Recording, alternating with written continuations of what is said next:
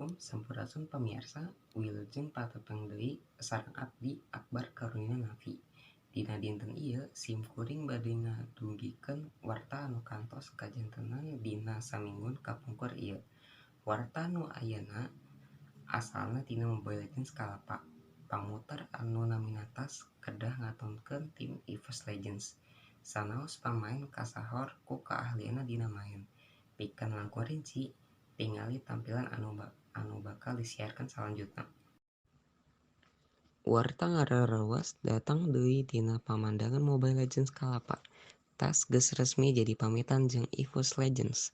Saatos 2 kali gagal pikeun ngamankeun posisi maranehana di playoffs. Sigana EVOS Legends ngaronjatkeun komposisi tim manarehanana. Nepi ka ayeuna EVOS Legends parantos ngalaksanakeun seueur pamitan pikeun ngarobi sareng nyiepkeun tim kalian sae pikeun usum hareup. Ayeuna giliran jengler tas pikeun pisah sareng EVOS Legends sateuacan turnamen MPL ID usum ka-13 dilaksanakeun.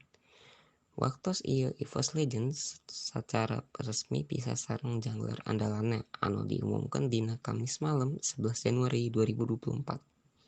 Paman profesional anu nami lengkapna Darel Wijaya parantos ngagabung sareng EVOS eSport ti Saprak 2021 sareng ngamimitan perjalanan karirna ti MPL ID usum ka-4 dina waktos eta. Kusabab kinerja alus teuing di MDL, ku biringi ikon EVOS meunang jeung runner up tas. Ieu diwenehkeun ka MPL ID.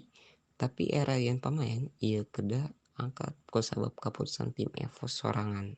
Sakitu warta anu parantos tiasa didungikeun ku simkuring kapayenan pamirsa sadayana. Abdi Akbar Karunia Nafi wilujeng patepeng deui hatur nuhun sadayana.